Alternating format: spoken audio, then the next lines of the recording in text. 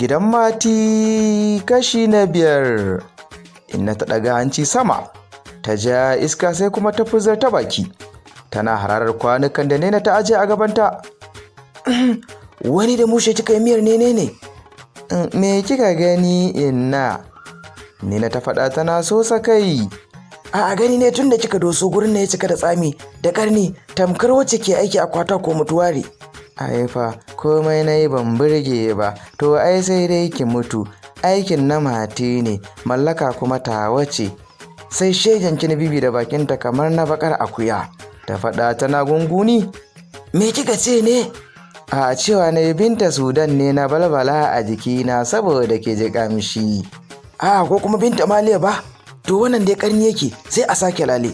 Ki kwashe kwanukan nan naki daga gabana. An jima zan sa Mati karɓo mu abinci daga gidan Lare. Dama ke na tsamewa kai da kafar kazar, ta faɗa tana gunguni, tana tattara kwanukan. Baki ji ba? Inna ta faɗa. Ina ji Inna, ta faɗa tana gab da barin ɗakin. Idan gyaran zaki fara gyara can cikin, shine ko da kin sa turare za mu ji daɗin sa. Amma wannan in gaya miki gaskiya, yau sai an turara min ɗakin nan da miski zan iya zaman sa. Yanzu haka sai na sha kanwa saboda kumburin ciki. To mashe ranciya, ne ta faɗa a hankali tana barin ɗakin a fusace. Abula da ke maƙe gefe tana sauraro, ta kyakyace da dariya tana juyawa ne na mazaunai. Ne ta yi kwafa tana gyaɗa kai, kafin kuma ta yi ɗakinta tana mai sauke kaba. A gab da magariba Abula na tsakar gida ta yi ɗaurin ƙirji, da Zabira Anata tana tsifar kai. Can daga ƙofa kuma Nena ce zaune tana gyaran tafasa tana yi tana sakin habaici a waƙe.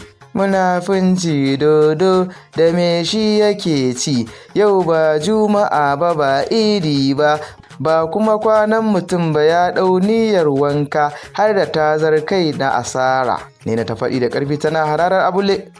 Oni Abu, lallai idan ta ƙarewa kare barin haushi yake ya koma tunkuyi. Na ga dai abin rabo ne auren mace da ciki, ki gwada naki salon mana mu gani. Ai wani asirin baya ci da turaren hayaƙi sai an haɗa da 'yan dabaru. Uban wake asiri da turare? Ne ta faɗi ya fusace, tana tura faifan tafasa gefe. A'a, aikin ji matsalar ki, ba ki cin ribar magana. Yanzu menene na sakin na maguzawa a wannan hirar? Ni kin ga wucewa ta yin abin da zai fishe ni, ta faɗa tana mai sunkutar bokitinta tana faɗawa mai kewayi.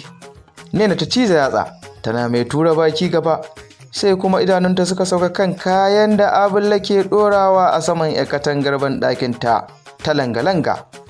Abin mamaki har da wani tsohon ɗan kwalin wata atamfarta mai fanteka da Mati ya mata tun toshi. Har dai ta juya za ta wuce, sai kuma dai ta sake jiyowa tana kallon katangar zuciya tana kisma mata abin da Abulla ke yi da kaya haka. Nan fa idanunta suka sake sauka kan wata tsummar rigar Mati da tun yana saurayi ta san shi da ita. Wani makir murmushi da saki da ta gama hasaso abin da take zato. Ai sai ta yi gunyar katangar a hankali ta janye kayan, bata bar mata komai ba sai zanen da za ta yane jikinta. Da sauri ta yi ɗakin gurin Inna da ke gingiɗin shaiɗan na gab da magariba. Ita ma Innan sai da ta firgita na ganin yadda Nena ta faɗo mata ba ko gafara da yi. Lafiya da kika katse min barci haka don rashin mutunta uwar miji? Bari dai Inna, ai abin da na gani yau ne idan ban sanar miki ba na cika maci amana. Na rantse miki da izifi 60. Abulla cikin zani gare ta, idan baki yarda da batun nan ba biyo ni kofar makewayi ki gani. Inna ta watsa mata wani kallo shekeke, sai kuma ta miƙe tana ɗaurin kallabin ta gaba. Mujan gani, ta faɗa tana yin gaba. Abulla ta gama jiƙa-jiƙanta ta miƙe, za ta mai da zannuwan da ta ɗaure yadda ta saba. Ai sai ta tarar babu, ta ɗauka ko baya suka faɗa, don haka ta fito a saɗaɗe tana addu'ar Allah ya kawo da idan Nena har ta kwashe. Sai dai Faturus ta yi gani Inna da Nene tsaye tana sakar mata dariyar mugunta. Jiki na tsuma ta sunkuyar da kanta ƙasa. Abin da ban zato gare ki ba sai gashi ya tabbata a gunki. Uwar waye koya miki wannan kinibibin ko dan ganin yar uwarki na da cikin? Inna ta faɗi tana mai kai mata rankwashi a jiƙaƙƙen kanta. A'a, ina lafiya ke bugun min Abulle? Mati ya faɗa da shigowarsa kenan. Za ka rama mata ne? sha kawai, matarka na cikin zani dan sakarci ka kasa ganewa.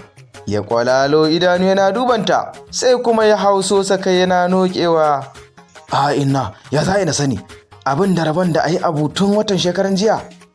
Ai sai ina ta hauta fa hannu da salallami. Haka auren ya mayar min da kai mati, sai abin da mace take so. Menene amfanin auren da ba za ka take mace tamkar gona ba? Yaki nan bakar munafuka, sai kin faɗa min abin da kike ba wa ɗana, da har kike juya shi haka ko kuma ki tafi gidan ubanki wallahi. Ta faɗa tana jawo gashin Abulle. Da sauri mati ya shiga tsakani na faɗin. Da dai Abulle ta fito daga hannun inna. Ai sai ta yi kan Nena da ke tashe kadariya a fusata tana faɗin. Ba zan fita ni kaɗai ba, sai da ke bakar mujiya, mu ga naki cikin mana in gaske ne. Ta kai mata wawura. Nena ta kankame jikinta tana tura Abulle, ta ɗaga hannu za ta yi naushi. Abulle ta yi nasarar bankare hannunta, ta kuwa gatsa mata cizo a hammatar da ɗazun nan, ta barbaɗa hammatar toka don ta rage tsami. Ai kuwa bata ɗaga bakinta gurin nan ba sai da ta cizge gashin hammatar Nena har jini ya yi tsartuwa. Nene ta saki ihu tana dafe hammatar. Abulle kuwa ta yi wuf. Ta fusgo zanin Nene, sai ga tilin tsummo kara ɗaura a ciki. Wani abin mamakin har da wani koren gajeren wandon mati da ya gaje shi tun gurin kakanninsa. Ya sha ɗoyin jakai da warin fitsari da mati ya shafa shekara yana neman sa, sai yau gashi a cikin Nena ɗaure. To masu sauraro, aka ce laifin daɗi ƙariya, sai kuma ku tara a shiri na gaba.